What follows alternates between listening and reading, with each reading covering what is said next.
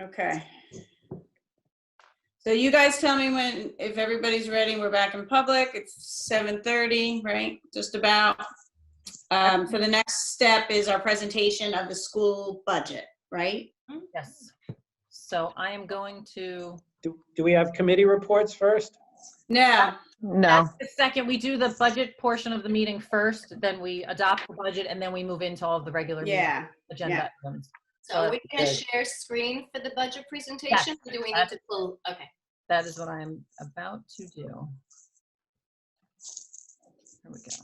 All right. That looks good. Let me just move this.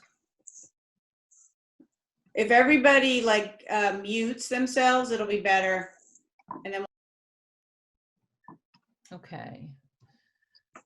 All right. So Tim, you're good. And Anthony, are you good as well? Yep.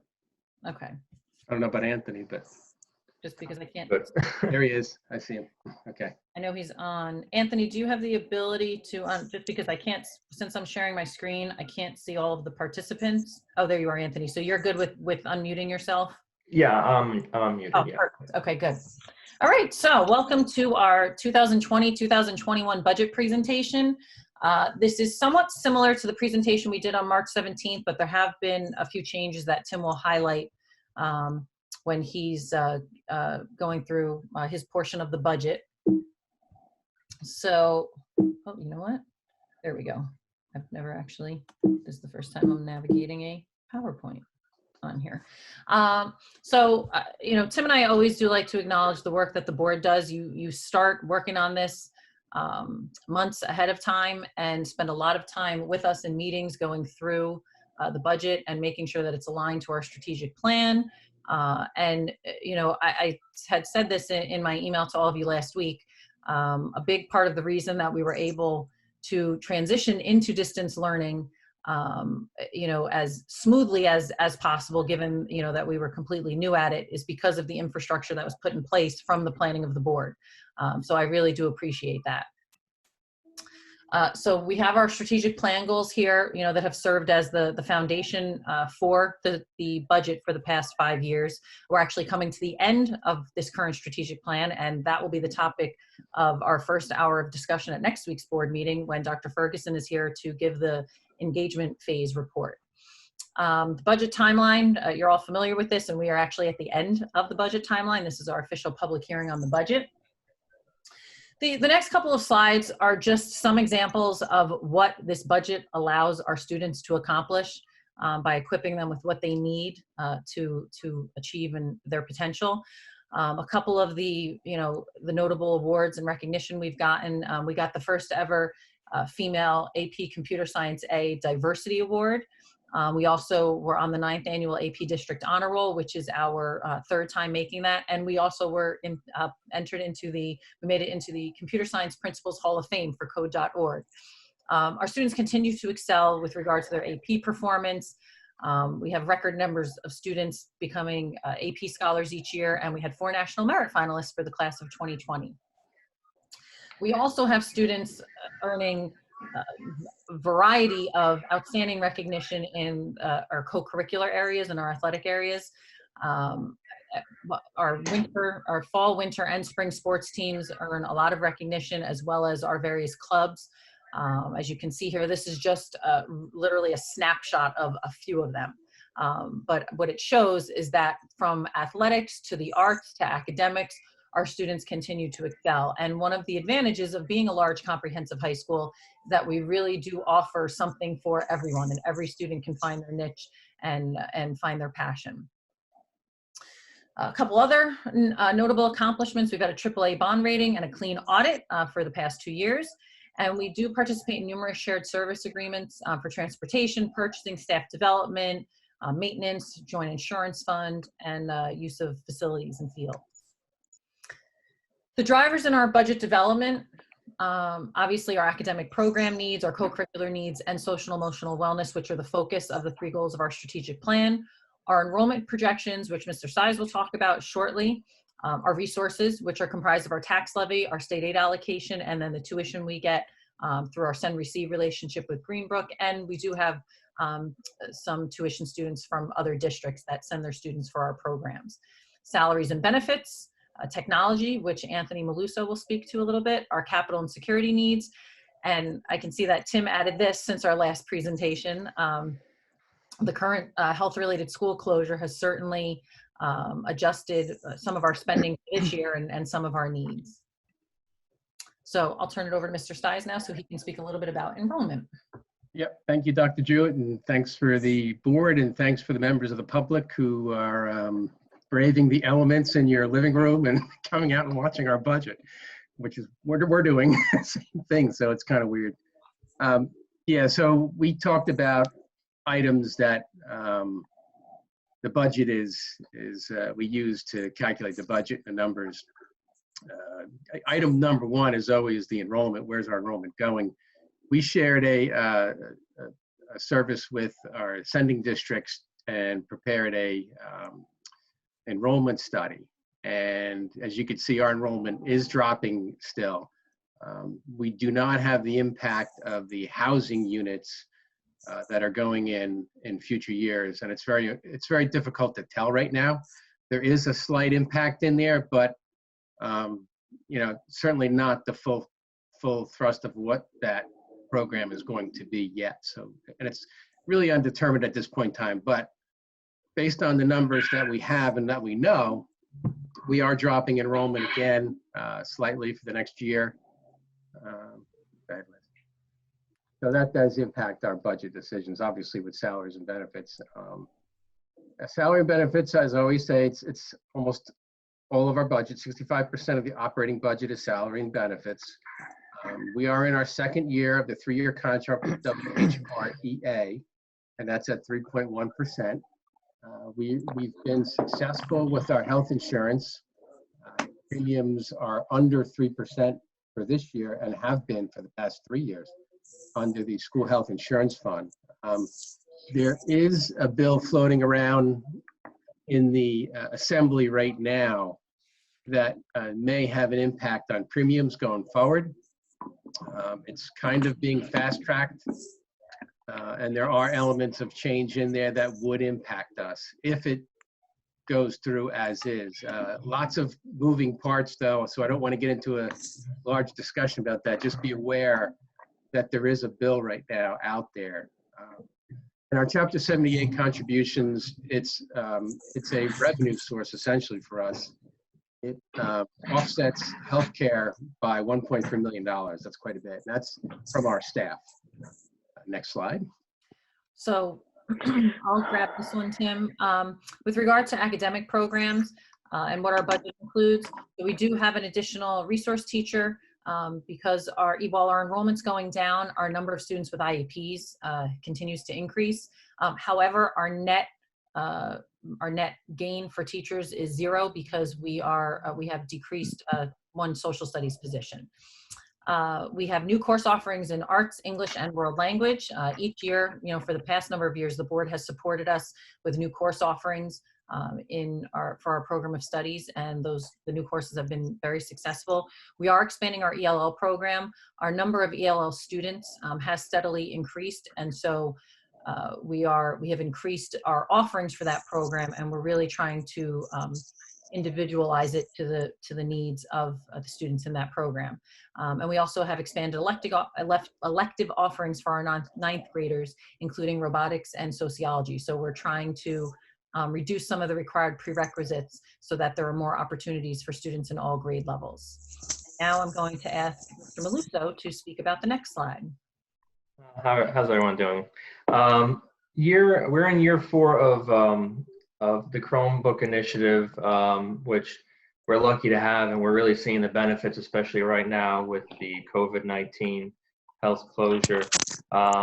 It's our seniors who this year currently didn't have any devices. It was bring your own device for them. But for the other grade levels, we really took advantage of that program, and it allowed us to transition into this crisis quite easily, and it lets our teachers continue working efficiently. So next year, our building will completely be 1-to-1, which I'm excited for educationally, and also the technology aspect. It allows us to open up new programs that we didn't have before. The 30 Meraki network switches, which is E-rate funded, that's for improved network security, as well as management of our current infrastructure, which is falling a bit dated at this point. And luckily, with Tim's help, we were able to secure that this year.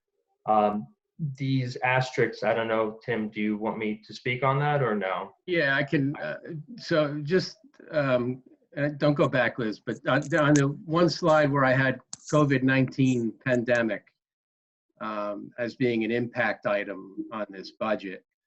So what I was trying to get at is this. So what the state did is they moved the tax filing deadline from April 15th to July 15th. And then they changed their fiscal year end from June 30th to September 30th. And typically June 30th is when they formulate their budget and complete it. And we know specifically what's going on in the beginning of July.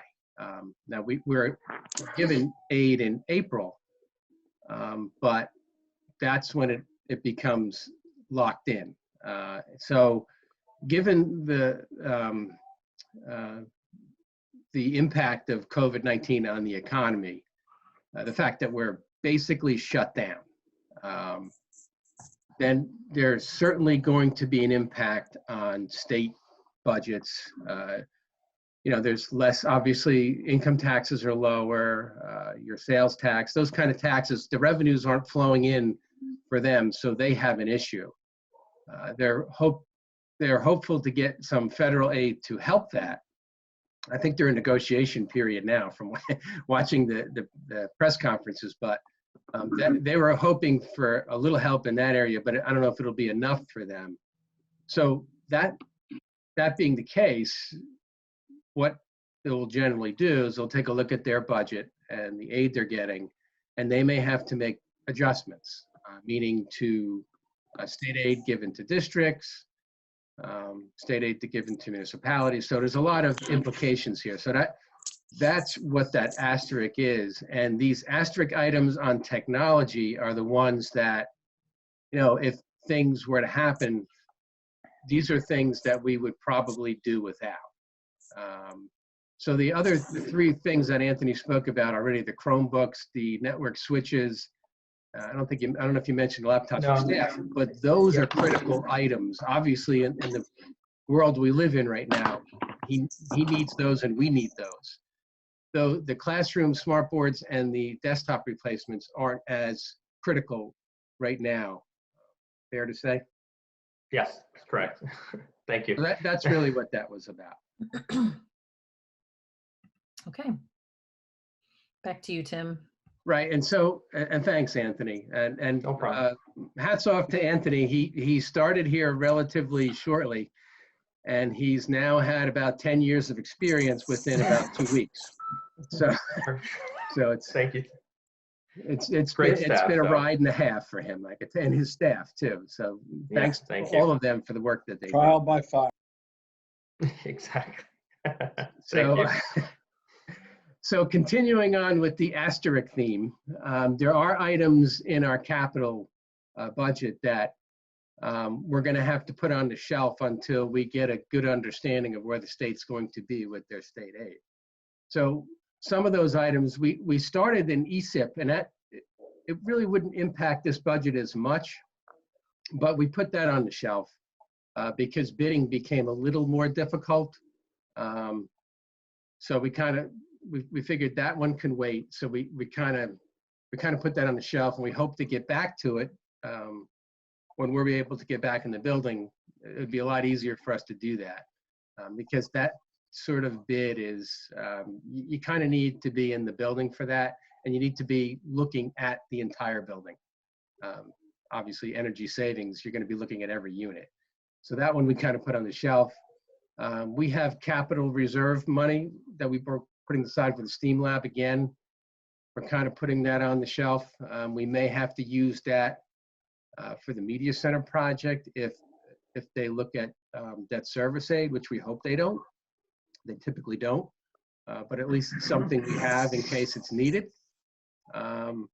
We had rooftop units in the South Caf, which we were talking about, and that one is definitely on the shelf. Again, if we do get the aid, you know, we plan on going ahead with the projects because we need them. But at present time, there's too many uncertainties. At the track and field, the high jump area, again, a needed item, but again, it's gonna have to be on the shelf for now. And some interior, exterior door replacements, we're gonna have to put that on the shelf. And sorry, Mr. Bick, your tractor is on the shelf. So, you know, these are things that we really need because at some point there will be snow and we'll have to remove it. And those kind of things are gonna happen, but until we get a good read on what our state aid is, those items are gonna be just, you know, they're in the budget, but they're not going to be acted upon until we know more. Next slide. In terms of security, we always talk about our great security staff, and just for you guys, for the board knows and the public, we do have security staff going in daily, also with our building and grounds guys, but they're going in daily to help secure the building. And there's 6 folks and they're doing a great job, and we thank them for what they do. We also have upgrade, and it's for our video surveillance system. It's replacing cameras. Again, that one is going to be on the shelf until we know a little bit more about state aid. And the security measures, the grant system, that's the Alyssa's Law compliance. As far as I know, they opened up the grant for that, and it's due on August 12th. I was talking to a vendor today, you know, we were just talking about the time frames and what we're looking at doing, but it is, the grant money is, as far as I know, still there, and they're going ahead with it. So I put the asterisk there. That's kind of a state thing. If they decide to make that go away, then obviously the money won't be there, but we're going to move ahead as if it is there. Next slide. And then, I don't know, we have a bunch of academic highlights. One is health equipment for our gym 5-6 weight room. I'm really and this ties into wellness, really kind of hoping we can do this. I hope we do get the state aid, but again, that's going to be on the shelf until we know a little bit more. We have a couple of instruments, large instruments for the music program. And again, they're going to put them on the shelf, and then the new wrestling mat for athletics, which we'll just have to make do with the old one until we hear a little bit more. The furniture, the classroom furniture, we have a multi-year plan to replace our classroom furniture. We started this year. In fact, we haven't received that yet.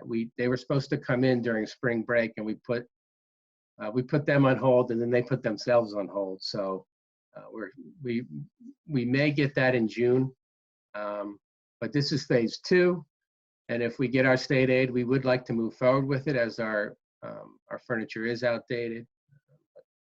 Again, we're hoping the state news is good news. And then our performing arts, there was some smaller items, stage lighting and a communication system. Again, same scenario there. We hope to have it, but it all depends on state aid. The next slide. Okay, and then overall budget numbers. One of the things I talked about in March, and I just want to emphasize it again, because when you look at our budget and you look at the bottom line, it looks like it's going up by 7%, and that is not the case. Embedded in this budget is an entry that allows us to move money from our capital reserve, our surplus, into the budget and use it for the media center project, which is what we already said we were going to do. We were going to take our capital reserve and get state debt service aid and then do this project. Well, those things came through, and that's embedded in this budget. Now, go one slide ahead, Liz. You can see it here on the operating expenditure side too. The row, the second from the bottom. I'm sorry. The next to bottom row where it says tax neutral referendum entry. That number is embedded in the capital outlay line here. Then go one back.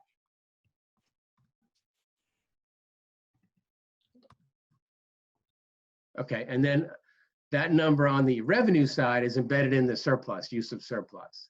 So when you take those two numbers out, our spending budget's going up by 1.8%. And one thing of note, our tax levy is at 1.2%. The 2% is the allowable. The board's actually going below the 2%. We're at 1.2%. And then the overall spending is at 1.8. Just a quick note, the state aid, as you can see, is $2 million. That is what is at play. I don't believe that the state will take all $2 million, but that certainly is something that they would be looking at. Okay, next slide, Liz. Okay, and then with our spending, our salaries and benefits is up 1.3%. The board has done a terrific job in controlling those numbers. The special ed tuition's up. It's like the highest category other than the capital outlay. But like I said before, the capital outlay number is higher because of that embedded media center project in this budget.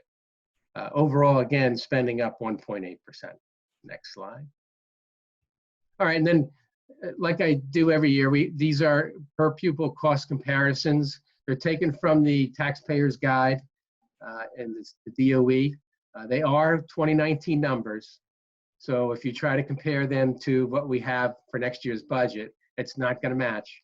But these are comparable schools with us in terms of their size, their makeup, their number of students, and also their economics.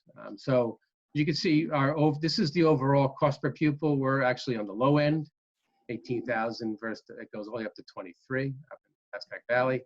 Next slide. Instruction category, we're still on a little bit on the low end. Hoping to get that one up a little bit, but we're getting closer to the middle. And then the next slide. Uh-oh.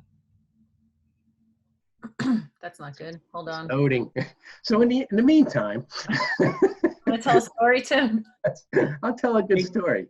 Tim, could I ask you a question? Yes. The number of things that you've put on hold as we went through the slides, what's the total amount of those projects? And my second question is, does waiting 3 more months to know whether we're going to go forward with them have any impact on whether or not any of them can be completed during the budget year? Yeah, good questions, Peter. Yeah, so the numbers that we've added up are in the range of that $2 million number. That's kind of what we were looking at. And plus we had a few other areas that we added to add that up. Again, we hope that it doesn't come to that, but worst case scenario, we're prepared for. That was the goal. And then I think your second question was, can we still do them? If we find out that we do have the aid, and I'm hoping we find out earlier, I'm hoping we find out at the end of July, August, we'll still have time to go forward. It just won't be in the same time frame. In other words, the summer projects, we won't be able to do them in the summer, but there will be time where we can do some of those projects. It may be, depending on the size of it, maybe during a spring break. We may be able to do some of those in the evening hours. I try to shy away from that because we pay premium for that. But there's moves we can make to try to fit them in. Thank you. Tim, it's just that one slide that doesn't seem to want to load. So I don't know if you care too much about that. No, that's okay. I mean, basically just so you guys know, so what the slides, we had administrative cost and— The administrative cost is, yeah, that's the one that doesn't want to show. Yeah, and it's not on purpose. We did not plan this. So so we're a little more toward the middle on the administrative cost. We do have a very experienced staff. And on the co-curricular, we're near the bottom on that one. One thing that we did accomplish in the recent negotiations, there was an increase in the coaching stipend. So I think that's going to start pushing that number. Remember, this is 2018-19 numbers. So I think that increase in the WHREA contract will boost that number up a little bit. Okay, then you can go to the next. So, and then the final piece of it is the tax impact. So In the next couple of slides, you'll see the rates or the dollars increases per town, and then you'll see that they don't match. So in other words, one town will go up, one will go up a little higher, one will go down, and you'll say, well, how does that happen? But in a regional school district like ours, the tax levy is split between the 3 towns, and it changes every year based on 2 factors, based on the percentage of enrollment, elementary versus high school, and the change in the valuations of the houses in the 3 towns. So any number of factors, those 2 factors can adjust that number each year. So in this particular year, the percentage of elementary students in Long Hill went up 2% as compared to the percentage of high school students, and the other 2 went down, Warren and Watchung. And the valuations actually went down in Warren, whereas Watchung and Long Hill are almost the same, a little bit, slight changes there. And the resulting tax percentage change is 1.5% more in Warren and a negative 1.5% in Long Hill, and almost close to 0 in Watchung. And remember, the tax calculation is half of this year and half of last school year. That's what it makes it even more tricky. So the resulting numbers are in the next slide.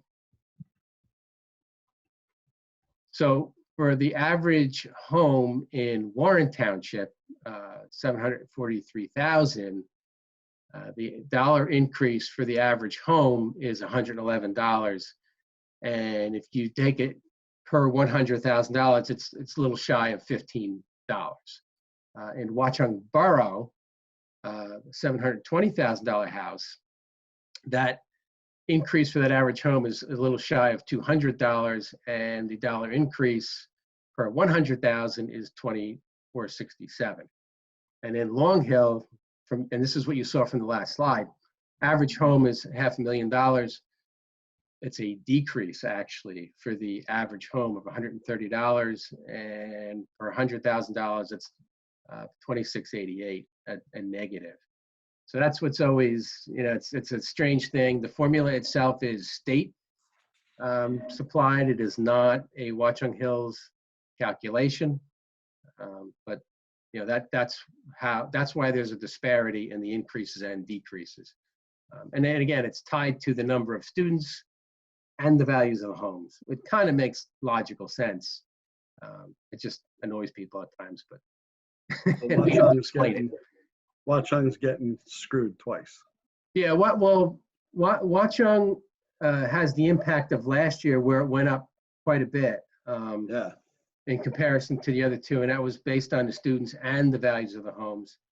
And then a little bit this year, Barry. Remember, it's 6 months from last year, 6 months from this year. So that's why it's a little bit skewed like that too. Okay. But and that's basically it. Again, I want to emphasize the COVID-19 piece leaves a lot of question marks for us. One side note is that I'm going to be on a FEMA call tomorrow.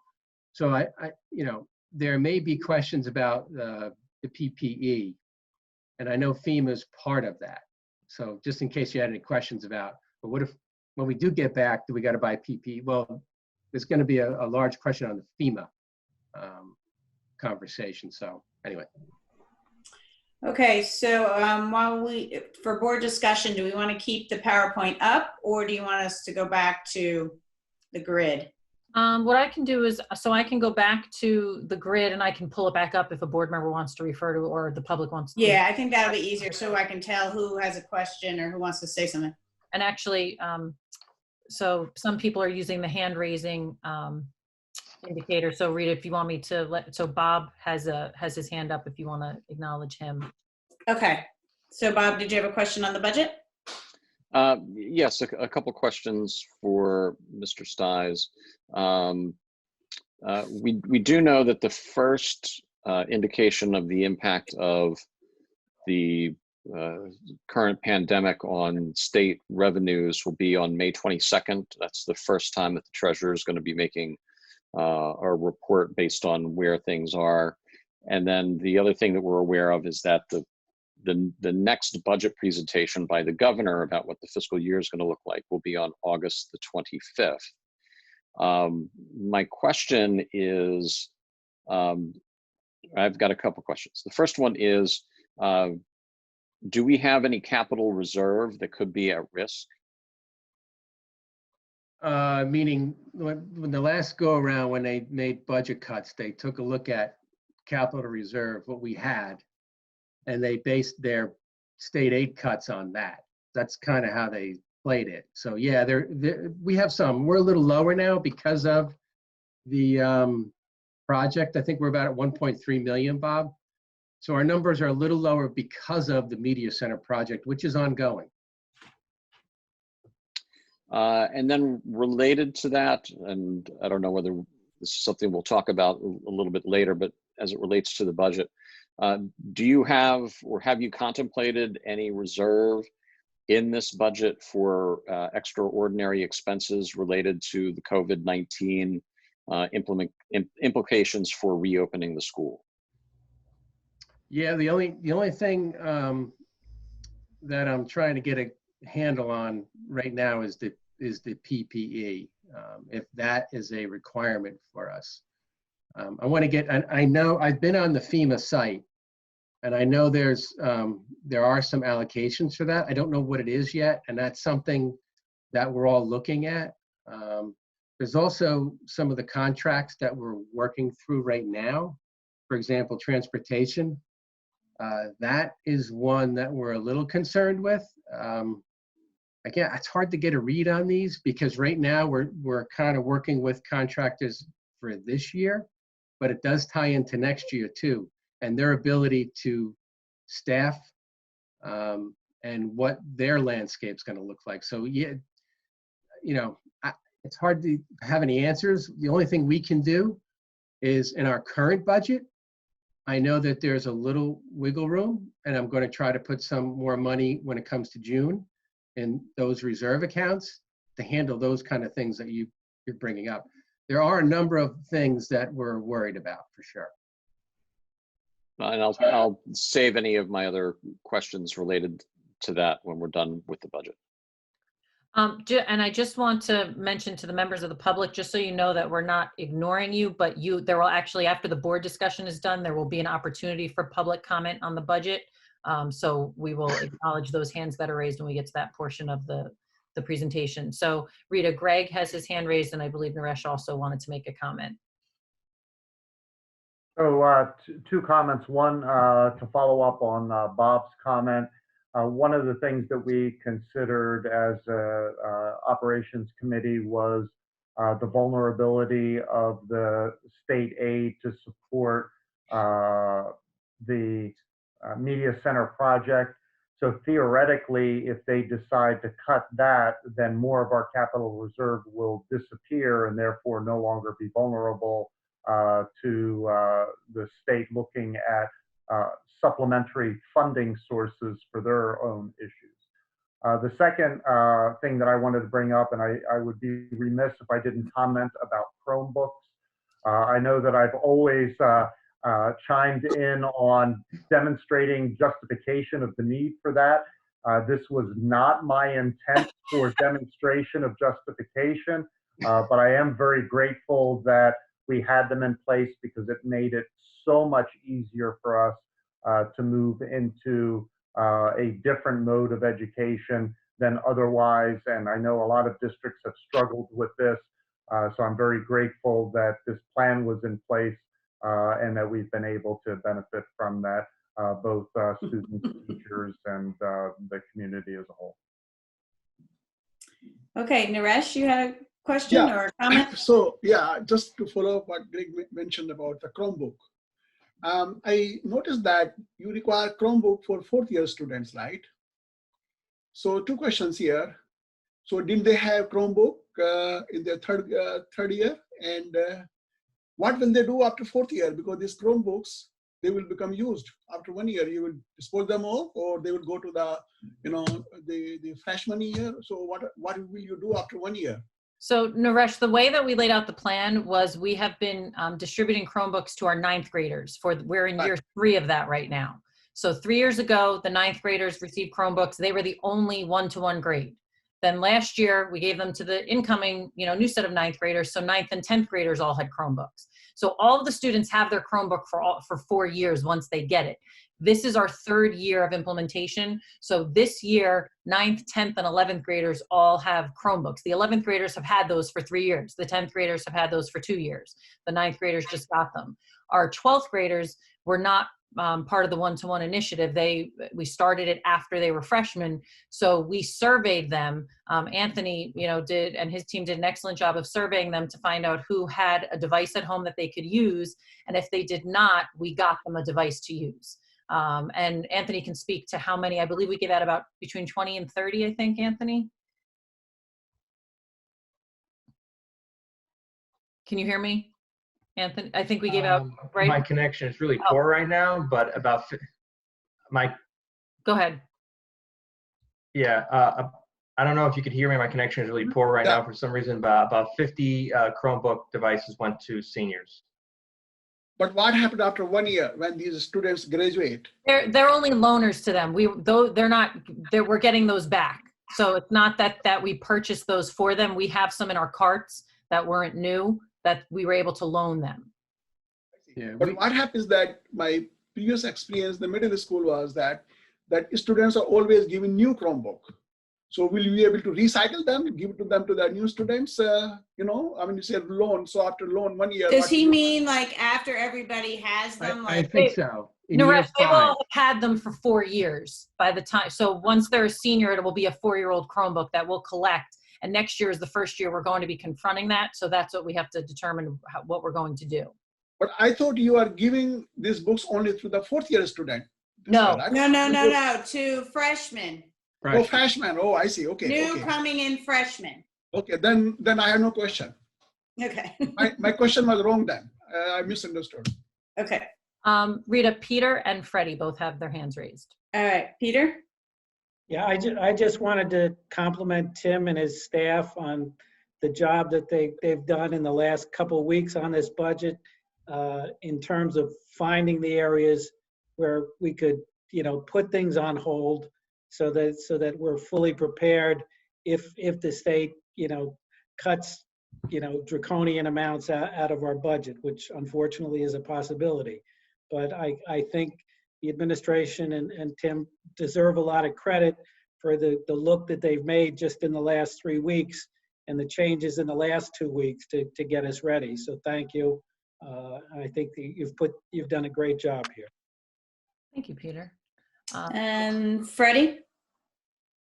Thank you. So I understand there's a lot of uncertainty around how much state aid we might get if it is cut. Just curious, Mr. Stiles, if there is any determined order of what projects will, so say for example, the aid is cut and we have to set aside some of the projects, defer them till later. Is there an order of a priority for these projects? And if so, what's the rationale? Yeah, good, very good question, Freddie. It's generally your academic things would not get cut first. They would be the last to go. Some of your facilities stuff, if it's not life safety, is probably the things that would go first. In other words, one thing we've been living without for a long time, I know it's on the top of the list, but it's the heating unit in the South Calf, because there's enough heating in there to make it okay. It's not optimal, but it's good enough. The doors, for example, those are all maintenance items. We would love to keep the weight room stuff and the instruments and those academic things that go directly into the classroom. That's kind of where we're at. Yeah. But Tim, ultimately that'll be a board decision. Yeah, that at the end of the day, yes. We usually operations, but at just general parameters, that's kind of where we're at.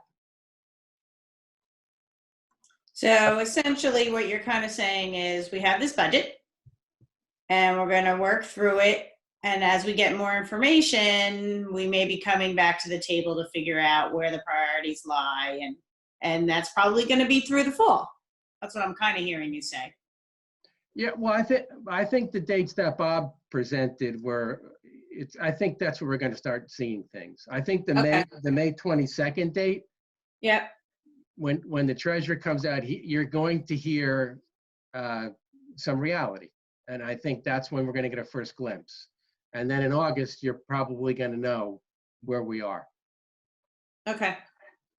From a process perspective, not to speak for Peter, but typically, Freddie, what happens is that Tim offers recommendations of things that are potentially able to be cut. Operations discusses those and then creates that priority list that you are asking about. And then that gets presented to the board in the order that operations recommends. And Right. ultimately, the board decides whether to agree, disagree, modify. Right. Thank you. Any other board discussion or questions about the budget? I think Barry had his hand up before. I'm not sure if he still does. He did, but he took it down. You're muted, Barry, but are you saying you don't have a Talking away. It was about the Chromebooks that Naresh was asking about, how we're going to transfer them forward. And I thought we were talking about moving them forward for as long as Google will support them, which I understood to be like 6 or 7 years now. Yeah, that we'll definitely discuss more of that. Yeah, that's a I mean, longer we have conversation. we talked about like if we needed a technology committee, that might be a good place for the technology committee to kind of go forward with that if it needs a huge amount of discussion, and maybe it's like a no-brainer, I don't know, but that could be a good place for technology to kind of take a look next year. We used to have one of those. I think I did create one. I think I made you the head, didn't I? There's a Thanks for volunteering, Barry. there's a district technology committee that a board member serves on, and then Yes. technology is encompassed under education committee, as sometimes operations. Yeah, right. Okay, so if there's no other board questions or discussion about the budget, I guess we're going to move on to the opportunity for public comment on the budget, just on the budget. So at this time, if you have a question or comment, more particularly on the budget, you can raise your hand and Ms. Jewett will recognize you and you can make your comment. And the same rules apply. Please provide us your name and where you reside so that we have that information for our minutes. So Mr. Larson, I will call on you. Thank you for waiting patiently. It's actually April Larson. Oh, I'm sorry. How are you? The That's okay. Hi, April. It says I Chris came up with Larson. my son's name. I don't know why. 10 Pine Street in Greenbrook. Just a comment and a concern regarding some of the items that had been requested and that are put on hold. The first one being from the music program. There was a couple of instruments that the music directors had placed on the budget, and I just want to remind the board that it is very essential for some students to be involved in the music program. It helps the students maintain high grades and keep their CUMES high while taking advanced classes. So I just want to make sure that, that gets on hold, but maybe not on hold for long or not pushed to the very bottom, because we haven't had, I feel we haven't had too much support for some of the items requested in the past 3 years for the marching band or the symphonic band in general. And my last comment is with regards to how funds are equitably funded for, things like track versus, other high-end, more visible athletics. In this budget, you mentioned that track was not going to have some of the items that they had requested, correct? Tim, Rita, do you want to take all the public comment on the budget and then close it, and then we can do it that way if that makes Okay, more sure. sense. In whatever way, for you guys to keep track, whatever way you want to do it. And Okay, Bob, so my concern with the track, not having whatever they had requested, is for the past few years that we've been at the high school, the track team has the parents have funded many of the items they have to purchase themselves, including their own pole vaults, which are up to as close to $1,000. So we have, a few students that get scholarships, and we're all happy and proud of them, but we rely on their parents and families to fund those things that the board has not provided for them. And this would have been my daughter's first year in track, and we were asked to donate $75 each family. It wasn't mandatory, but that's to cover costs of items that were not put into the budget and were not going to be funded. And now I'm hearing that track budget will be cut again. So that's a concern for me. Okay, Thank you. thank you. And do we have anybody else? There are no other hands raised, Ms. Brown. Okay, so, I mean, Tim, I was just gonna ask in terms of the comments by Ms. Larson, in terms of just the priority, just go over again, like what, just so everybody's clear that your asterisks are just areas where there's potential that you may cut, like there's no decision yet, right? As to what you're cutting and what you're not cutting? No, because we don't, no, the answer is we don't really know what the state's going to do. And we don't know what the dire circumstances they're going to be in. I can't imagine it's going to be good. I can't imagine that the treasurer's going to come on May 22nd and say, you know what, things are great, don't worry. I don't think you can shut down the country and the state like we have and not have a revenue issue. I can't see it. Now, that being the case, if they get federal money that helps them, then maybe that won't be as bad. Maybe we'll be back quicker than what they're saying. So there's a lot of factors involved, but it's a contingency. And you don't know what they're going to do and what they're going to take. They have money, we have $2 million of state aid, but we also have debt service aid. That's part of our state revenue. That's over and above that $2 million. They can tap into that. So, I'm paranoid and crazy. So I'll take, I'll look at the worst case scenarios and kind of line things up. The number one thing that we always do is to try to keep our program running, regardless of what they do in Trenton. That's first and foremost. Those things that we put on in asterisks are all new items. I want to make that very clear. They're new items. They're not existing items that we're cutting. So we added new things into this budget. And if we see, if they're going to drop state aid, those new things generally, logically speaking, would be the first things to go, unless there's a real glaring need that you have to have this thing. I don't want to minimize anything on the list. I really don't. We spent a lot of time figuring out with a lot of departments to figure out what we needed in this budget. And I'm not saying that any of those things are not important, that they're not something that there's something that we can do without. I don't mean to sound that way. What I'm suggesting is if they make draconian type cuts, which could happen, we got to be prepared for it. And people aren't going to like what we do. And I don't like it either, but it's just, we still got to pay teachers. Right. There's many things we got to do.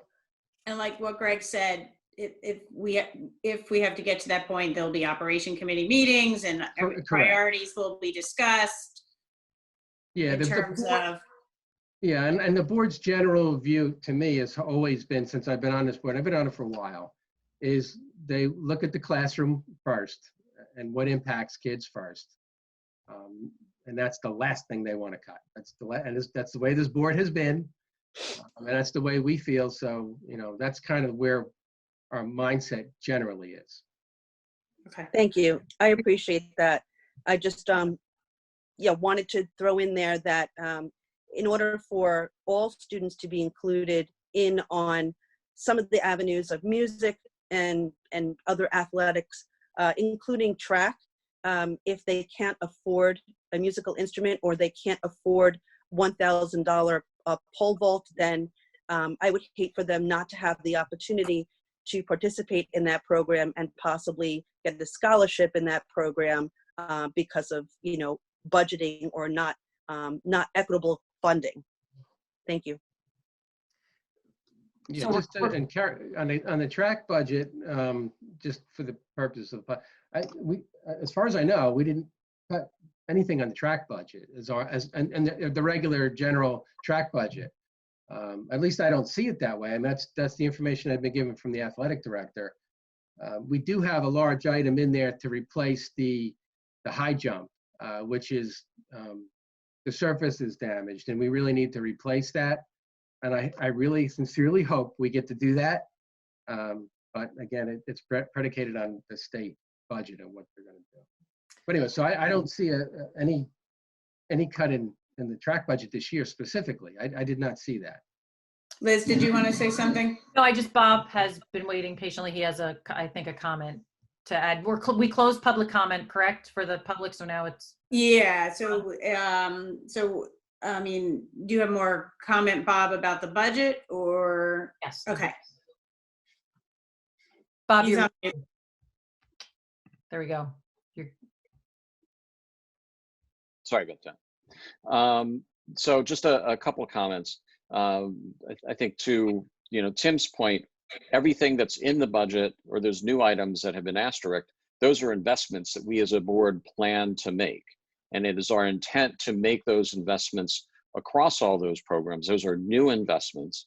Although with this current environment, we've got to be cognizant of what may be around the corner and make sure that we are prepared to make adjustments to this budget if there are these cuts that come forward. So Right. we're not suggesting that this is what we want to do. We actually want to invest in these programs, but we are being responsible by identifying those things that we may have to do without, that actually would not really impact students' ability to participate. You know, nothing that's on that list would limit or eliminate a student's opportunity to participate in any of the programs. So I think it's really important to understand that. But we have to be responsible because there are storm clouds on the horizon, and we just have to be prepared for what may be around the corner. And the second thing I just want to kind of, you know, for the record, respectfully, you know, address one of the issues that was made about board investment particularly as it relates to the music program. This board has been generous in its support for additional personnel, in instruments, in facilities, in storage equipment, in a state-of-the-art music technology lab, which actually expanded opportunities to students who traditionally have not had entry into those programs. So I understand some of the concerns that you may have regarding seeing that, oh, we're not going to invest in a particular instrument at this time, and that's only if the funds aren't available. But I would, I for one, recognize the support that this board has made to the music program and all the extracurricular activities for that matter. I mean, we never have enough money to invest in the things that we would like to, but this board has been very generous in trying to provide opportunities across the board for our students above and beyond what we do in the academic setting. Thank you, Bob. Okay, so at this point, I'm going to move into action items. Madam President, could I move resolution D1? Do I have a second? Second. So D1 is the tentative budget. I guess I don't have to open it up for discussion because we already did that. So roll call, please, Mr. Stiles. Okay, Dr. Chan? Just thumbs up on it. Yes. Or no? Okay. Yes. Mr. Fallon? Yes. Mr. Hayek? Yes, sorry about that. Yes. Sorry. Mr. Hunsinger? Yes. Mr. Morrison? Yes. Mrs. Ober? Yes. Ms. Potter? Yes. Dr. Shabilsky? Yes. Ms. Raban? Yes. And Ms. Barone? Yes. Motion carries. Okay. So the next part of our agenda is board correspondence. I don't have any. Ms. Jewett, do you have any? No, I do not. Okay. So next would be the superintendent's comments. Okay, so I'm going to give an update on a number of aspects related to distance learning. We are currently in phase 2 of our distance learning implementation. So phase 1, we really were getting everyone started with the concept of distance learning and getting everyone accustomed to the virtual platforms that we were using, Google Classroom. We started using Google Hangout, experimenting with Zoom. And now, we moved into phase 2 where we've been trying to integrate real-time interaction, because that's really what came back in the feedback, was that both students and teachers missed the interaction with each other, and the students particularly with their peers and their teachers. So we've been working on that for the past couple of weeks. And next week, we're going to be moving into phase 3, where we're really going to be trying to shift to providing more instruction of new material during those interactive sessions. I appreciate everyone's patience, parents, students, teachers, as we're moving into this. I was actually talking to our principal earlier today, and he, used the analogy of teaching. First year teacher, you're basically surviving and constantly treading water, trying to, learn everything. Your first year, your second year, you start get more creative and implement some new ideas. And by your third year, you're really starting to refine your craft. And that's where we are. So, we certainly know that there are still improvements and enhancements that need to be made. And that's why the survey feedback is really helpful. So our goal with moving into phase 3 next week is to structure, right now we've been calling them office hours, but we're going to structure those a little bit differently so that there's more instruction going on during those office hours and not just necessarily extra help or questions by students. So that's what we're going to be working on the transition toward. May 15th, as we know, the governor announced that's the next benchmark date for when he's going to give an update on the extension or not of the school closure. It's possible that we may hear something sooner because Connecticut, New Jersey, and New York are trying to coordinate their decisions, and the governor of New York said that he was actually hoping to issue a decision later this week. So that possibly could mean that we will find out something sooner. However, Governor Murphy has said that he will not be giving an update until May 15th. While, we certainly would love to be able to return to school before the end of the year, especially for our seniors, we are also aware that there's a very real possibility that may not happen. And so we are currently making contingency plans for events should we be closed through the end of the school year. And if we have to scrap those plans because we're able to hold the traditional event, as we normally do, then great. I'd love to not have to use our contingency plans, but we are in the process of doing that. And I give a lot of credit to our team. Our PAC team has been working on outlines for how we can do some different virtual events leading up to potentially a virtual graduation ceremony. And what we're going to be doing is testing out some of the components of that with some of the award ceremonies leading up to that. Our principal and some of the other administrators have been meeting with our senior class grade level council representatives, with the PTO, who has been very, very generous in willing to offer their time and resources to help. So we're working on different creative ideas, but we are certainly, I know that parents, would love for us to have a gathering for the seniors, but right now that's not our choice. It's not our decision to be made. We're under the guidelines and the restrictions that have been put in place by the governor. So, until they relax those and allow us to have, larger events, having an in-person graduation ceremony as of right now is not currently an option. That does not mean that may not change by June. So like I said, these are contingency plans because we want to be prepared based on whatever announcement is made, but we would be more than happy to scrap them if, if we're able to move forward with our regular celebrations. But we are working on different ways that we can acknowledge and celebrate our seniors. Our all school council is currently working on putting together some different projects. So that'll be coming out in the next couple of weeks. There is on the agenda tonight a revision to our 2019-2020 school calendar. we have 3 unused snow days. And so I have recommended to the board that we make Friday, May 8th, Friday, June 5th, and Friday, June 12th days where school is closed. So there will be no virtual instruction on those days, so everyone can get away from their screens and get a little bit of a break, because this is very taxing for the students and the staff and their parents. So this gives everyone a little bit of a break. That being said, if we get different news about returning to school on May 15th, then June 5th and June 12th would become days of school if we're miraculously back in session. So we would do another revision. As I had said earlier, this is an especially challenging time for the seniors and their parents, especially as they're in the process of trying to make final decisions regarding college, when there are a lot of unknowns with what are happening with different colleges in the fall. So we're committed to continuing to support our Watchung Hills families every step of the way. And so just a couple of the things that we are doing and that we are planning in the coming weeks. We're continuing with our one-on-one school counselor and senior parent conversations by email and video conference to discuss individual concerns on colleges, majors, financial aid packages. And these are basically happening every day. We're sending out messages to seniors and our juniors with resources and information on everything related to the college process.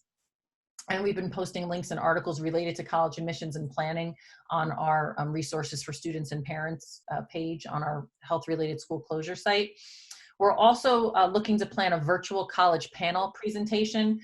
It's right now tentatively scheduled for May 19th with college admissions reps, both from selected in-state, out-of-state, and new test optional colleges for fall 2021, and a former director of college financial aid. So seniors, juniors, and underclassmen, are all welcome to participate in this event and would benefit from it. And then we're also looking at different ways to recognize our seniors. So the All School Council has actually partnered with our guidance department on ways to celebrate and recognize our seniors from a distance. There's decisions on college, military service, and other post-secondary plans. And actually, if you go to our website, there is a Celebrating Our Next Chapter Class of 2020 post up there that has photos of all of our seniors, and they're submitting them as we speak, and it's being updated with seniors and the colleges that they're attending.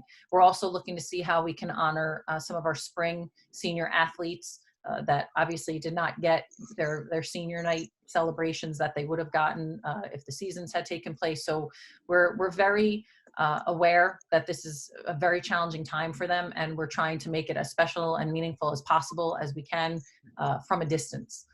And if things change, in the next couple of weeks, like I said, we will be happy to just put these plans in a file and keep them for the future if we're able to return to some of our more traditional celebrations. And then one of the other things I just want to briefly touch on, and I know Mr. Morrison had mentioned this a little bit earlier, but regardless of when we reopen, if it's in June, if it's sometime during the summer, if it's in September, if it's later than September, we're going to need a very robust reopening plan. And covering every aspect from the things that Mr. Size mentioned earlier about, are we going to need PPE equipment for our students, to what is transportation going to look like, if we're going to need to social distance students on buses, in classrooms, are we going to have to make class sizes smaller? Students, we're going to have to adjust our curriculum because we're likely going to review a good deal of material at the beginning of the year before starting new material for new courses. So I'm very fortunate to be a superintendent in Somerset County because we have a very active Somerset County superintendent's group. And so there have been a number of resources now in the past couple of weeks with regard to reopening plans and some of the different components. So we are actually working on developing a reopening plan, a countywide plan that then we can take and tailor to our individual district needs. But that is certainly something that we're working on right now. I will share that with the board as we make progress on that. But there are a couple of very, very comprehensive resources out there that cover all the different components. And so we're taking pieces of those to create a template. So that is certainly on our radar. And we realize that is, it's a need.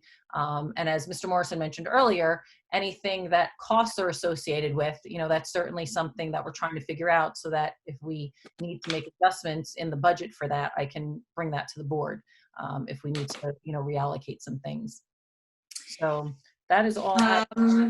Okay, so I just wanted to ask just quickly, but in terms of reopening this, you really don't have any state guidance. So in terms of, are we going to have to socially distance or whatever? Like, nobody's given you the correct criteria of what a reopening, even a sketch of what a reopening would look like at this point. Am I correct? That is correct. And that's actually one of the documents that we put together as a county, were all of the questions we had with regard to that. And that's why then we decided, well, let's turn that into a plan that we can then share with Trenton and with the DOE and say, okay, do you have answers to these? Do you have guidance to this? Because that's what's going to happen in our plan. Is we're trying to, the plan is there's going to be a lot of holes in it of, we need a plan for this piece. We need to know, about this piece. So we're trying to account for everything that we're going to need answers for. Okay. So no, that's a good question. Bob and Greg both have their hands raised. Bob? So just to kind of provide a little bit more context on the comments that Dr. Jewett had shared. The Department of Education has not provided any guidance to anyone at this point in time. They've not impaneled a task force to look at this point in time. However, Senator Sweeney and Senator Ruiz have impaneled their own task force that's looking at what will be involved in the reopening of schools. So I think that there are people that are beginning to look at this as a result of the fact that there has been no guidance whatsoever to this point. The other thing that we do know is that the New Jersey School Boards Association is currently working on a white paper after the surveying districts around the state, as well as doing their own work. And beyond the white paper, they will be coordinating with any of the agencies or task forces or committees that are pulled together that will be involved in helping provide guidance to all of us as to the process that would be involved in reopening our schools. But the one thing that I will say, and I'm not, I wish it was different, but the reality is that our schools will open and look much different than they looked when we closed them. And I think that that's what we have to begin thinking about, and with the guidance that we get, and even without some of that guidance, we may need to be working on our own plans on rethinking how it is that we're going to operate in this environment. And I'm going to leave it at that because I know Dr. Jewett and her colleagues are working on it, but I think that it would be foolish to think that we are going back to something close to what we were in March, because we're not going there. Yeah, I guess my problem, I'm just, my frustration with not having any guidance, and it's great you guys are talking about it and you're thinking about all the different areas, but you can't do anything specific. You don't know what type of criteria. You don't know if you're going to open in June. You don't know if you're going to open in September, what it's going to look like in either period of time. Part of our, I mean, it's very hard for you guys to do this. And the School Boards Association put out a survey, right? I looked at the survey and it said, what are you contemplating are you contemplating doing half days in school and half days out of school? Are you contemplating reverse teaching? Like, they gave you these options and I'm like, how can we even start to get to those specifics? I was hoping the survey would be more about, and obviously I need to tell them this, but that it would be more about what are you looking for from the state or from us in order, the information school boards and districts need in order to even start putting plans together. Well, so that's where I'm frustrated. Part of frustrated. our purpose of this is to make sure that they understand all of the concerns and questions before they tell us to open school, the next day. Right. That there's, Right. so that's part of our purpose of doing this, is we want to make sure that they are aware of all of these, of all the implications and the issues and concerns, that need to be addressed, that this is not just a snap your fingers and we'll be able to implement this in a day or two. Right. So that's Exactly. really, so it's a plan. It's really, I guess the plan is not necessarily exactly what we'll be doing, but all of the things we need to plan for. Okay. That we may have to plan for from, with all the different components that I had mentioned earlier. So, because we want to make sure that if we bring to their attention what the issues are, just because we don't know if they are aware of all of that, because, the discussion hasn't gotten there yet. So, Okay. Greg and Barry both. Greg, have hands. yeah, Greg. So what I would like to bring up and to keep things in perspective, the reason why social distancing has been implemented not only in the state but across most of the states in the country is a lack of information. And that lack of information is who is currently infected and who has antibodies and has been infected in the past. So the things that you may want to bring up in your discussions are, one, testing of everybody returning to school. Mhm. And Right. if people test negative, then they are currently not able to transmit the virus. Second would be temperature testing. So if you look at what has been done in Asia, even before COVID-19 with respect to SARS and other communicable diseases, was temperature testing. And if you look at even contemporaneously now, Whole Foods and other organizations are testing their employees as they come in, testing a couple of times a day, temperatures.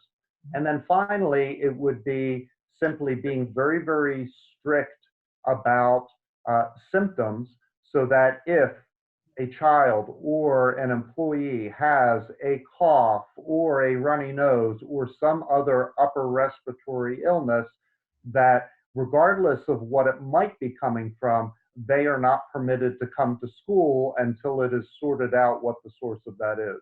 But those are ways that one can try to identify who is potentially infected, who is not, and try to get back to some semblance of normalcy. Thank you, Dr. Thank you, Greg. Naresh? I hope Barry did have his hand raised first, Oh, so you know. okay, sorry. Yeah, really, that's what was my point was, we can't do anything until we have some kind of testing going on. Right.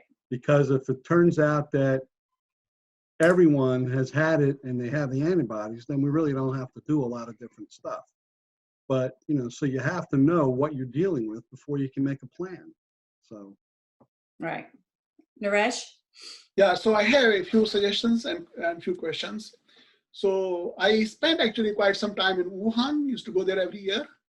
And I have my former team members, I could ask them how schools in Wuhan doing. We could get some feedback and could use that in our planning. Second suggestion is that for information available, that seniors are more susceptible to this problem. So does our school system have very seniors? Like, would we keep some seniors staff member away from the school, during this risky period? So this is one question. Second question here is, do we have some information whether any of our student or staff member affected by COVID-19? Okay, Liz, I don't know if you know any of the answers. I'm not sure if I could actually share the second one, if I did have that information. Right. We have family members of many people in our community that have been affected by it. And with regard to your first question, I don't have an answer to that. We certainly, a big concern is, and I think Dr. Shabilsky spoke to this, there need to be things in place so that people feel safe returning to school, because we can't run a school without teachers. Right. So, while certainly, younger people are less susceptible to the symptoms and to the severe effects of the disease, we have we do have adults that work in the school. Right. And I'm sure we have students with underlying health conditions that make them more susceptible to it.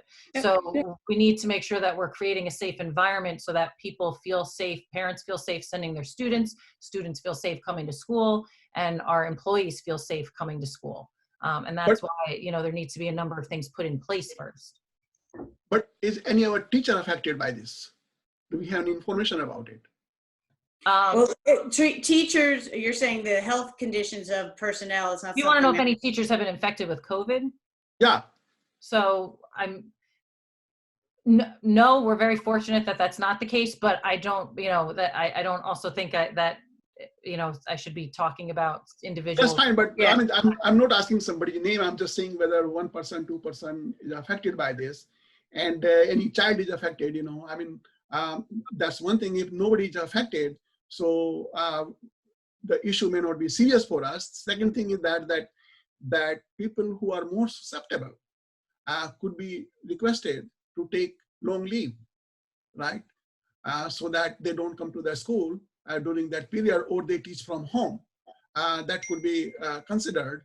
And people are also talking about in some cities that they can start the next year early, sometimes in July or August. Okay, so these are all like thoughts. I think that Mr. Chan is kind of saying that these are things that need to be thought about. I'm sure there's going to be issues about who is saying I have a condition and I don't know if I can come back safely. You're going to have to deal with those issues. And these are all issues that we discussed that right now you don't have the answers to, but you're trying to get the questions out and trying to get some ideas of what we can plan for, or discuss areas that need planning, so that when and if we get some, well, I'm going to say when we get some better guidance from the state, we'll be able to move forward pretty quickly after that, because we've already done some background work. Yeah, actually, these teachers could be advised that not to come to school. I mean, people who are more susceptible to this, right? We should not give any option to them. We should, right? What I do know though is, as I'm not a medical professional, so that's why we need guidance from people with much more knowledge about this than we have. I can certainly work on all of the plans related to school and implementing the guidelines they give us, but that's why we really are relying on them for that health related information. Bob and Greg both have their hands up. Rita. Okay, Bob? Yeah, just real quick. I think, to put all of this into perspective, when the process that we will go to open, the decisions are all going to be centered around health and safety, first and foremost. How do we do this, to make sure that our students, faculty, staff, administration are safe and healthy and in the right kind of environment to come in to learn. Our expectations for what our students should know and be able to do are going to remain the same. We're still going to be committed to delivering high quality instruction to make sure that they can meet the standards and do all the things that they need to do, including whatever makeup work or remedial efforts we need to put in place to allow folks to catch up from what they may have missed. But the environment could change.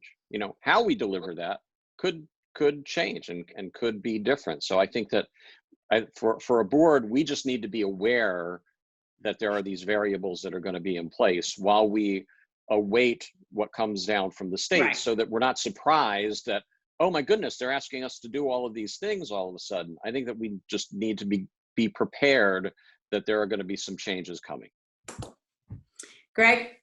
And then Jordana. For Peter as chair of operations, and for Tim, one of the things that we might want to start investigating are costs of different things that we might anticipate needing to do. So for example, if an opening might require testing everybody coming in, what's the cost of tests? I mean, currently, the last estimate I saw was about $50 a test. And you may or may not be aware that Rutgers has developed a saliva test that is very simple and can be processed in 24 hours. I would expect by the time September comes around, because of the number of people that are working on this, that both price and rapidity of results is going to come down. What's the cost of temperature monitors as another thing to determine? what's the cost of having masks for people who do not have them? Those are things that we might want to at least start to investigate and think about setting aside a potential dollar amount that we might have to consider when we get budget numbers coming in. Jordana? Yeah, am I unmuted? Okay. Sorry, I just want to clarify, just so I have it straight in my head. So on this May 18th, right, when the governor 15th. 15th. Okay. What exactly are we expecting? Whatever, 15th, 18th. What are we expecting the governor to what level of detail? Is it more a date of when, and then it's up to us to plan towards it? Do you expect him to provide a greater level of detail, maybe a little bit more structure of what that plan is, so that there is some consistency among districts? Like, I just not quite sure I'm clear on that date comes, what exactly is. Yes to all of that. I don't know. But no, what he has, what he has somewhat clarified is that we can expect a decision on school for the rest of the year at that point. Should they expect us to open at some point this year, then I would expect that announcement would come with many more details on what that would look like. And again, that's why we're trying to put this together, put the plan together so that they realize they can't announce on May 15th that we're supposed to open on May 18th. But he had alluded to the fact that on May 15th, he will make an announcement about the school closure status for the rest of the year. So, but beyond that, I don't know any other details. Okay. All right, so let's move. I mean, I already kind of gave my comments, my comment is that we need more guidance and I'm frustrated. But Tim, do you have any comments, or was that just your budget report was your comments? Just two real quick ones. Sure. So there was a bill that was passed, A3904. That's the contractor / salary bill. Yeah. So once again, if you want to put me in your category of frustrated, the language in the bill is vague. There's some discussion about negotiating with the contractors. We're currently in a waiting pattern for regulations to come out and hopefully getting a little more clarification as to what we're supposed to be negotiating. They mentioned salaries and then they mentioned fixed costs. They didn't define either. And what happens if employees are out and getting unemployment? I mean, there's a lot of different questions. What if they got federal loans? So I'm working with a lot of BAs in Somerset County and Middlesex County to try to develop checklists and a method to which we think it's going to be. But we're waiting for guidance. And I've told our contractors, look, guys, we're waiting for further guidance from the state. Let's hope it comes. But if and when it does, then we'll talk to our partners there. The other bill, and not even a bill, this is the governor's executive order today. If you heard his message, what he was talking about is allowing property owners a grace period between May and June. Property taxes is a large part of our revenue to the towns.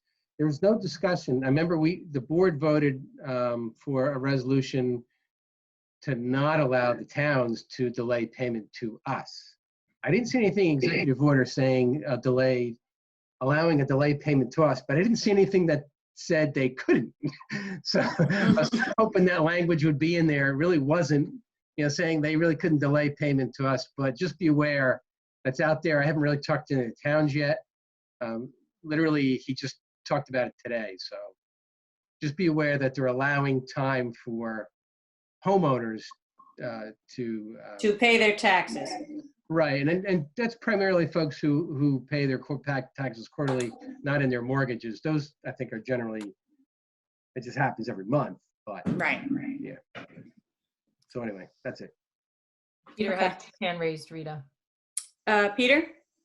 Tim, on 3904, did we get any guidance either from our attorneys or otherwise as to how the bus contracts that we quote suspended would fit in or out of that category? Yeah, the guidance is what I basically just said from Mark, was like, let's wait for more guidance, the regulations, and then let's see if we can kind of dig in a little more on that, because it's like we're all developing different checklists and things, and we're kind of guessing, and I don't like guessing on something like that. We can wait a couple of weeks so we can get it right.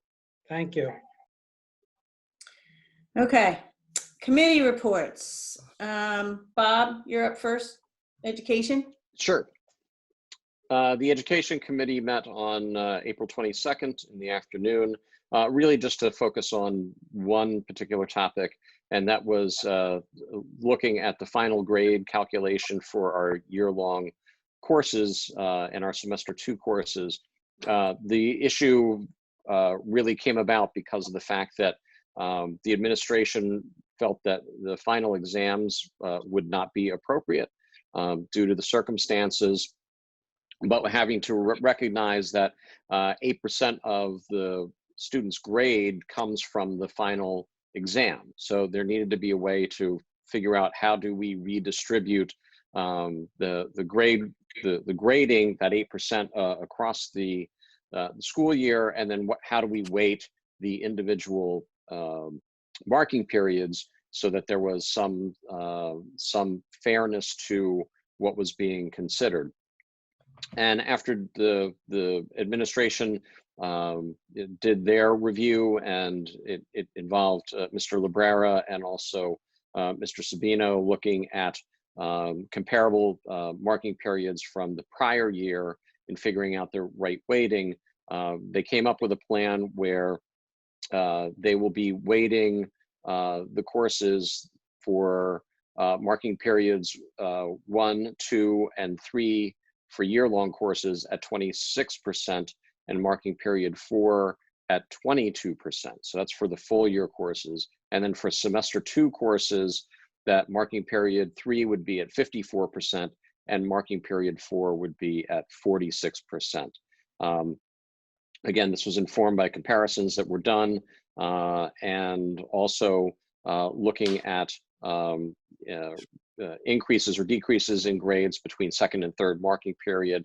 And what they found was the distribution was very similar between 2019 and 2020.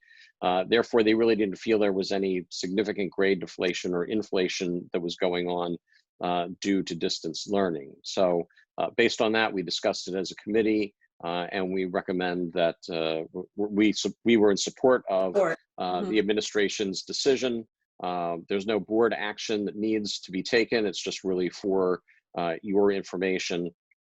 But I do think that one of the issues that we talked about was the fact that by maintaining still some level of grading and some level of expectation provided students with incentives or the incentive to stay engaged, and that the engagement level, particularly as they've moved to the 2.0 of distance learning, has been very strong. We also want to be sensitive to the environment that the students are learning in and give them every opportunity to be successful, but they still do need to be held accountable, whether they're in the building or not in the building. And they felt that this was a fair and balanced approach to be able to achieve both the flexibility with our students, but still make sure they're being held accountable at a reasonable way to accomplish their educational goals. Thank you, Bob. Any other comments from committee members? You did a very nice job summarizing all that. Yes. Thank you. Okay, the other asterisk is negotiations. Greg, I don't know if there's really anything you can report or what. I would just say that I'm pleased to report to the public that we've had very effective discussions with our Principal and Supervisors Association, that we are, as a group, prepared to share with them a memorandum of agreement that we will be hoping to receive signatures from their leadership. And then at that point, our goal is to complete an agreement and have a contract in place before the end of the month of June. Great. All right. At this time, we can go into the first opportunity for public comment. The first public comment period is limited to the agenda items for this meeting only. And then there'll be a second public comment period open to any topic at the end of the meeting. All comments are limited to 5 minutes. If you have a comment, please raise your hand and Ms. Jewett will recognize you so you can provide your comment. Read it before Yes. you go into public comment. I thought I heard Greg say by the end of the month, and I think he meant by the end of June, or maybe I misheard. Or maybe he meant by the end of I May. think I clarified by the end of June in my comments, but you'll have to hear the replay recording to confirm. I missed that, Greg, sorry. Oh, that's okay. And since you came on live, I was remiss in not recognizing you for taking the lead on preparing the memorandum of agreement, which I'm very appreciative of. So a shout out to you. Thank you. No problem. Just trying to keep things moving. Okay, so We have- first opportunity for public comment. We have nobody with their hand currently raised for public comment. Okay. Next item on the agenda is there's an attend that says additional board discussion, but I think it's really discussion of addendum items, right? No, that's next. This is in case we don't have anything for board discussion. This was in case Okay, anything for board discussion, but we didn't have anything. okay, all right. So we can discuss, there's a couple addendum items under the action items. So if anybody has any questions or comments about the addendum items. So for example, there's an addendum item A6, right? And there's one in C, but that we discussed in exec anyway. And I think there's an addendum item in D, which is the furniture, Tim? Rita, what I was going to bring that up. So what D8 Yeah. is, it's a combo between the bid and then the furniture for the media center. So, Okay. so the one is the bid, and the part V of that resolution is the furniture that was done separately, state contract, but part of that bid, and the total numbers are well within the budget, which is where we want it to be.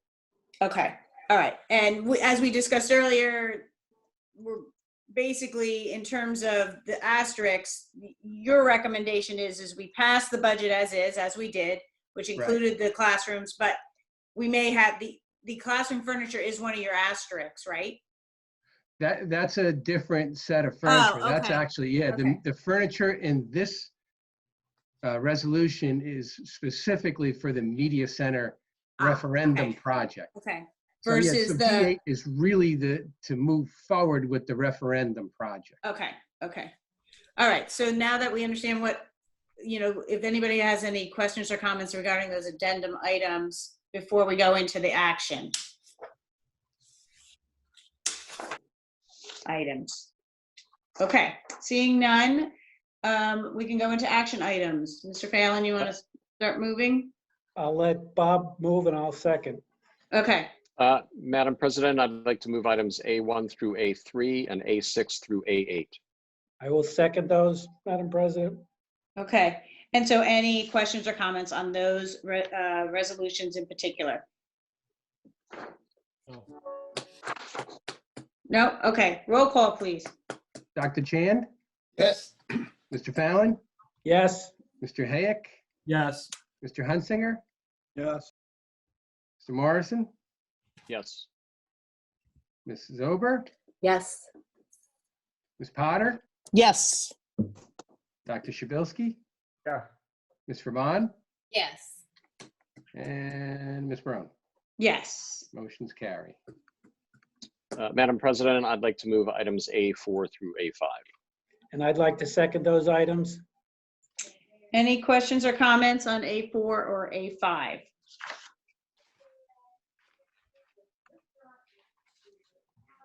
Hearing none, roll call, please. Dr. Chand, Yes. Mr. Fallon, Yes. Mr. Hayek, Yes. Mr. Hunsinger, Yes. Mr. Morrison, Yes. Mrs. Ober, Yes. Dr. Shabilsky, Yes. Ms. Vermon, Yes. and Ms. Barone. Yes. Motion's carry. Madam President, I'd like to move items C1 through C5. Madam President, I'd like to second those items. Thank you. Any questions or comments on C1 through C5? Hearing none, roll call, please. Dr. Chand, Yes. Mr. Fallon, Yes. Mr. Hayek, Yes. Mr. Hunsinger, Yes. Mr. Morrison, Yes. Mrs. Ober, Yes. Ms. Potter, Yes. Dr. Shabilsky, Yes. Ms. Vermon, Yes. and Ms. Barone. Yes. Motion's carry. Madam President, I'd like to move items D2 through D8. Madam President, I'd like to second resolutions D2 through D8. Thank you. Any questions, comments on D2 through D8? Okay, hearing none, roll call, please. Dr. Chand, Yes. Mr. Fallon, Yes. Mr. Hayek, Yes. Mr. Hunsinger, Yes. Mr. Morrison, Yes. Mrs. Ober, Yes. Ms. Potter, Yes. Dr. Shabilsky, Yes. Ms. Vermon, Yes. and Ms. Barone. Yes. Motion's carry. Thank you. We can now move into the second opportunity for public comment, which is open to any topic. Do we have any public comment? Anybody who wants to make a comment, please raise your hand and Ms. Jewett will recognize. So, Mrs. Larson?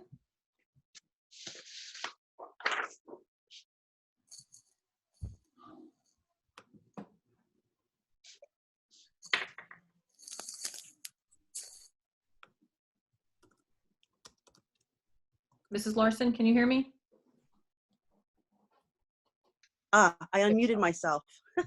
I thought you were going to do that for me. Sorry. Oh, no problem.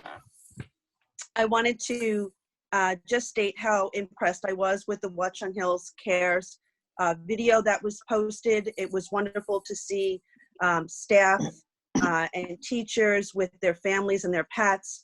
It was very inspiring and very uplifting, as well as whoever organized the senior photos in the video that was posted earlier, and reading all of the students' achievements in the patch with regards to letter writing for the senior citizens or making masks for the essential medical workers. Very impressed with what's happening while we're not at school.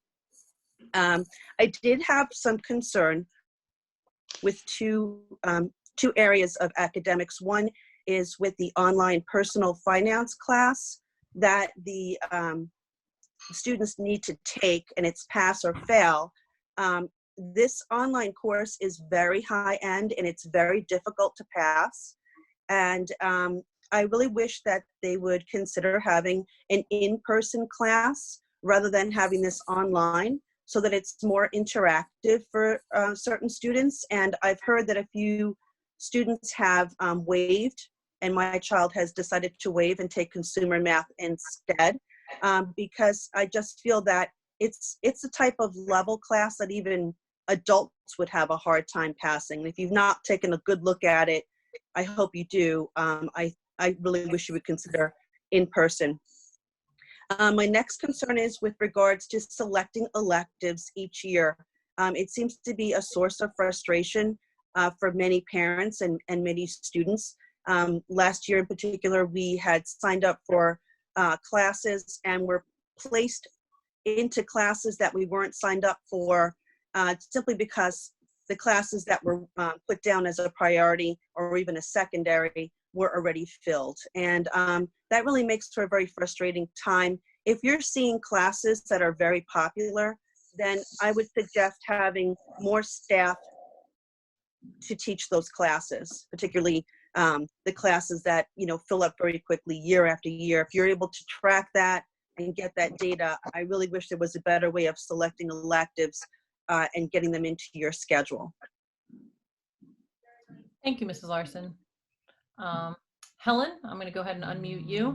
And I apologize, the only name I can call you by is what's on your screen. So I apologize if it's a family member's name and not yours. Oh, no, no problem at all. It's Helen Richardson from Greenbrook.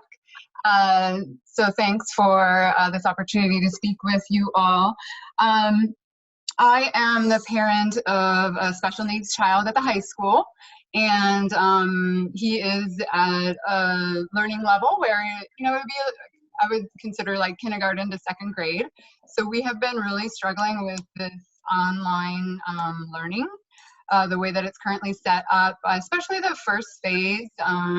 You know, given his IEP, he has a lot of, you know, it's all laid out how much instruction he would get every week.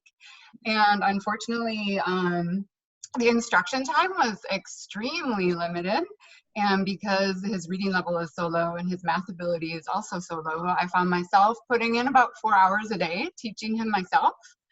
And then in this phase 2, it has improved a bit, but we're not at the point of, you know, what's laid out in his IEP by any means. So I've been trying to fill in those gaps myself. But now that I realize that we could be looking at things much more long-term with the distance learning, I was just curious. I mean, I am in touch with people at the school directly. I'm just not sure, you know, what the overall expectations are for how the special needs department can handle meeting, you know, the IEP expectations for the special needs students. Have you spoken with your case manager or with Mrs. Sales yet?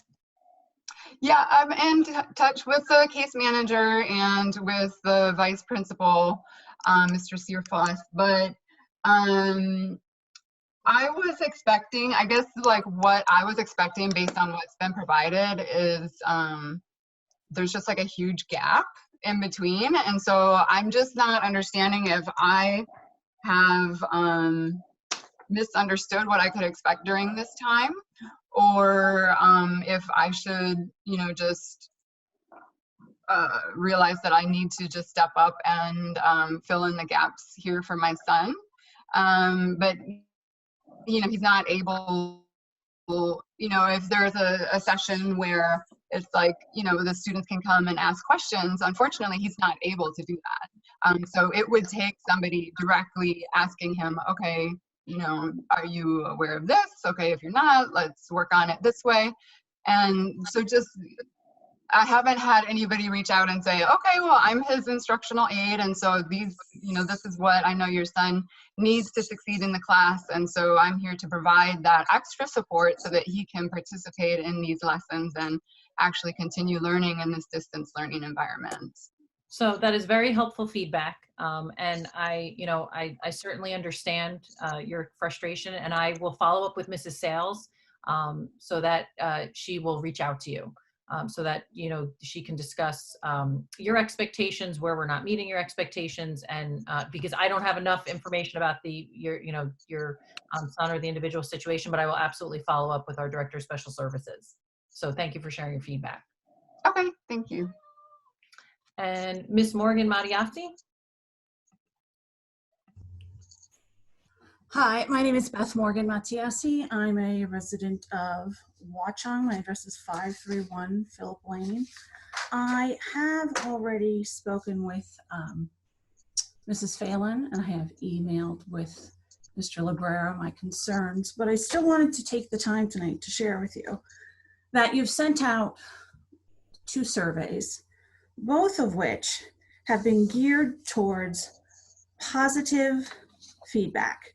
It's very disappointing that there is a very limited amount of area for negative feedback, and neither one of these surveys has contained a space for general comments. I have provided Mr. Librero with my comments, but I think it's just good surveys allow for both positive and negative feedback, and clearly been geared for positive feedback. I'm very disappointed with the district's response, your slow ability to adapt to the distance learning. I have a child in 8th grade in the Watchung School District. They follow a planned half day. They are in session with their teachers every single day for their half day. And my son is a sophomore. He does not have special needs. The first 2 weeks were such limited interaction, it was appalling. It's gotten better for this second project, second 2.0, but now you're at 3.0. And now the kids aren't participating because they don't see the need. And that is as important as everything else. And I'm very disappointed with the slow-footed response of the district to all of this. I'm quite exceptionally disappointed with how the district has handled that. And that's what I would like to share with you tonight. Okay, thank you for your feedback. The survey actually provides a scale, so it's certainly not skewed towards only positive feedback. We're trying to get a snapshot of the types of interactions students are having, what they like the most about it, what they like the least about it. And we do encourage parents to reach out to us via email with any additional feedback they want to give us. It's just hard to compile that much qualitative feedback in a survey like that. So that's why it's more helpful. We've certainly invited parents, and they've taken us up on it to give us feedback via email. And I know you've spoken to Mrs. Phelan and Mr. Librera, and so we certainly appreciate your feedback. And I ask for your patience as we continue to refine how we're our distance learning instructional practices, and we're looking to continually make improvements, and that's what we're looking to do as we move into phase 3 next week. But thanks for sharing your feedback. I do have one more comment about these meetings. So, the Warrior Weekly contains, among other things, the bottom, the board meetings. And I was quite surprised not to receive any kind of e-blast about the first board meeting in April and how to log on to it. So I emailed Mr. Stiles about this to figure out how to log on to the second one. I don't think you've done a good job of communicating how to participate in board meetings either. It's not hard for you to share with the district that these meetings are happening via Zoom, and that all they have to do is log in via the box on the front of the school district website. And I don't think you've done a good job with that either. So we do have a pop-up on the website. That's the first thing you see when you go to it prior to the board meeting. And we do advertise it the same way we've done all of our other board meetings in the past. So it's in all of the newspapers, it's posted online. I know our 2 representatives from the media, from the Echoes and the TAP, that are with us tonight, share it on their website. So, I certainly will take that feedback into consideration, but we've advertised it in the exact same manner that we've done our other board meetings, and actually more so, because if you go to the district website that has, before you even have to go into the board meeting schedule, it's a pop-up on the website with the direct link, and we don't even require a password. So, I apologize that you had some trouble finding the login information the first time. Okay, any other public comments, Liz? No, there's nobody else with their hand raised. Okay. I'm gonna close the second opportunity for public comment and just move on to other business. I just wanted to note that We are in that season of evaluation, both board self-evaluation. New Jersey School Boards Association is starting to tell us to do that again. So you'll be seeing emails about that. And we need to discuss when we want to have our retreat. We have been having it sometime in June, I think, previously, but so we need to discuss that. My timing line is off, please let me know. And then also you'll be receiving an email regarding the superintendent evaluation very shortly to fill those out. And it's important that we continue to do the business of moving the board forward, and all of our other responsibilities as board members, even though we're kind of in this area of uncertainty right now. Any other business, Mr. Chan? So I have a question here. Do we have any statistics? How did our seniors do in college admissions this year? The college admissions those decisions have all been delayed, so we don't have that final information yet. Bob, did you have a question? Just a comment or two real quickly. I just wanted to call the board's attention to an event that's happening on April 30th. It's the Worldwide Day of Gratitude, which is a global coming together to honor the first responders and healthcare workers on the front lines of the current COVID-19 pandemic.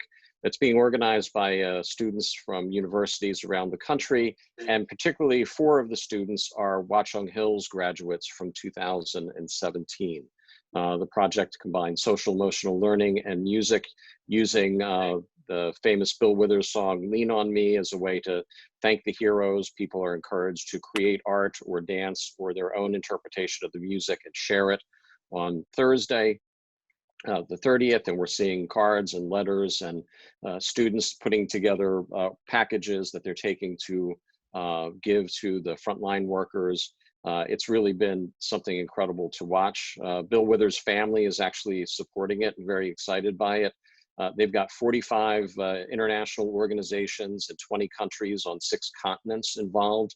And some of the organizations include the Grammys, the Rock and Roll Hall of Fame, CASEL, which is the national organization overseeing social emotional learning, International Society for Music Education and their affiliates around the world, and corporate supporters like Yamaha and Conselma. It's really been amazing because of the fact that we've watched these students pull this together in about 3.5 weeks, and the way that folks from around the world have come together to embrace it. And it's even more encouraging to see that actually of the leaders pulling us all together, that 4 of them are actually Watchung Hills alumni. So I think that's something that as a district, we can certainly take some pride in. The other thing I wanted to mention is there is a Somerset County School Boards Association virtual meeting next week on Wednesday, the 6th. You should be getting, if you haven't seen it, information from school boards to be able to log into that. I think they're using a Cisco platform for that particular meeting. And then lastly, I'd like to suggest, Madam President, that if we do a board retreat, that we do it when we're not in a virtual environment, and actually wait until we can actually be together in one place, celebrate that we're not in a virtual environment when we not a bad plan idea for the future. That's a good idea. But certainly the board self-evaluation we can do online, so we can get that started and then talk about when it might be best to have a retreat.